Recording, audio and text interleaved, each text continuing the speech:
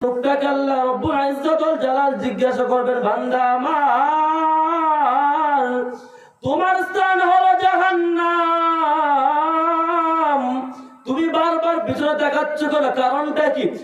এই লোক ডাক দিয়ে বলবে, আল্লাহ দুনিয়াতে যখন ছিলাম, দুনিয়াতে থাকাকালীন অবস্থায় উলামায়ে কেরামের জবান থেকে শুনেছি, উলামায়ে কেরামের মুখ থেকে শুনেছি, উলামায়ে কেরাম ওয়াজে মাহফিলে বলেছেন আপনি নাকি হাসরের দিন বান্দার ছোটখাটো উসিলা তালাশ করবেন, ছোটখাটো উসিলার বিনিময়ে বুঝি বান্দাকে মাফ করে দিবেন।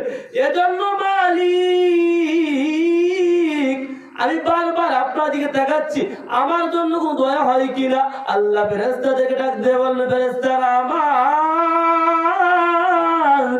আমার বান্দাকে জাহান্নামে নিস না, আমার বান্দাকে জাহান্নামে নিস না, আমার বান্দাকে আমার কাছে নিয়ে আমার বান্দার আমলনামা আমার কাছে দে।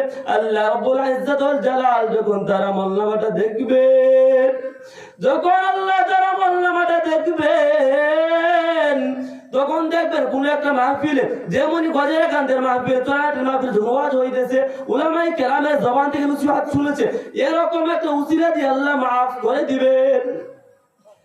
ভাইরা বন্ধুরা আমার, এজন্য বলি রাস্তার মধ্যে দৃষ্টিতে ঘোরাফেরা করবেন না। আল্লাহ পাক আসলে তোমার এই ওয়াজের উসিলা তোমাকে মাফ করে দিতে পারেন। আমি যে আয়াত আপনাদের সামনে তেলাওয়াত করেছি, আমার তেলাওয়াত করে আয়াতের মধ্যে আল্লাহ বলেন, তোমরা তোমাদের পিতা মাতার সঙ্গে সদাচরণ করো, ভালো ব্যবহার করো। যদি ভালো ব্যবহার করো, তাদেরকে কষ্ট না দাও, তাদেরকে যেভাবে তারা শান্তি পায় এই আচরণ তাদের সাথে করো, তাহলে আল্লাহ নবী বলেন, আল্লাহ তাআলা বলেন, কাল হাসরের দিন তোমার স্থান হবে জান্নাত, তুমি চলে যাইবা জান্নাতে। আর যদি তোমার মা বাবা তুমি কষ্ট দাও, আঘাত করো, তাহলে তোমার স্থান হবে জাহান্নাম। এক যুবক রাস্তার পাশে দেখুন মাহফিল হইতেছে, চাকরিজীবী এক যুবক রাস্তার পাশ দিয়ে হাঁটতেছে, আর যখন হাঁটতে বাড়ির বাসার মধ্যে যাইতেছে, তখন দেখতেছে রাস্তার সাইডে এক মাহফিল হইতেছে। যুবক মাহফিলের মধ্যে বসে গেছে, উলামায়ে কেরামের জবান থেকে নসিহত শুনেছে, রাত 2টা পর্যন্ত উলামায়ে কেরামের জবান থেকে নসিহত শুনেছে। আর এদিকে মা ভাবতেছে, আজকে মনে হয় আমার সন্তান আমাকে আঘাত করবে না, আমার সন্তান মনে আজকে আমাকে আঘাত করতে বলে গেছে। আল্লাহর দরবারে তাহাজ্জুদ পড়িয়ে দোয়া করতেছে, মা আল্লাহকে বলে, মালিক আমার সন্তানটাকে তুমি বুঝ দাও, আমার সন্তানটাকে তুমি বুঝ দাও। যখন এই যুবক রাত 2টার পরে মাহফিল শেষ, আর মাহফিলের মধ্যে যুবক ওয়াদা করে গেছে, যদি জীবনে আর কোনদিন তুমি মার সাথে আমাকে সাক্ষাৎ করো মালিক, তাহলে কোনদিন মার সাথে আর বেয়াদবি করবো না, মাকে আঘাত দিব না। যখন যুবক তার মার দরজার সামনে গিয়ে হাজির, যুবককে তার মাকে সালাম দিয়েছে।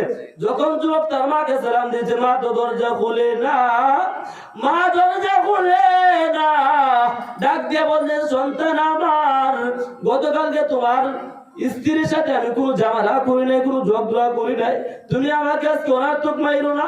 গতকাল যে আঘাত তুমি আমাকে করেছো, এই আঘাতের বেদনা আমার শুল থেকে এখনো যাই না। যুবক কান্দিয়ার মাকে বললে, মা দরজাটা খুলেন, আপনাকে আমি আঘাত করবো না। মা তো বিশ্বাস করে না।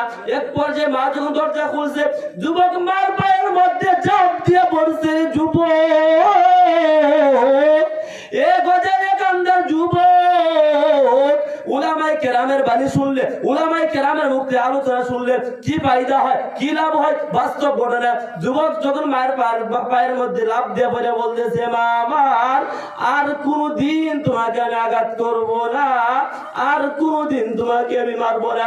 এই গজারে কান্দার যুবককে ডাক চিৎকার মেরে বল, এই উসিলা কার জন্য হয়েছে? উলামায়ে কেরামের মুখ থেকে আলোচনা করার উসিলায় তার মাকে সম্মান করে সে আল্লাহর কাছ থেকে জান্নাতে কামাই করে নিয়েছে।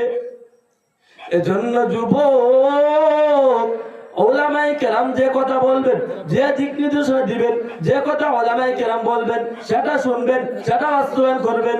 উলামায়ে কেরামের মুখ থেকে উলামায়ে কেরাম যে কথা বলবেন সেটা মানবেন। একজন আল্লাহর ওয়ালি যুবক ছিল, আল্লাহর ওয়ালি। দেখেন, আল্লাহর ওয়ালি হওয়ার পর মা বাবার সাথে সদাচরণ না করার কারণে এ আল্লাহর ওয়ালিকে আল্লাহ কয় না।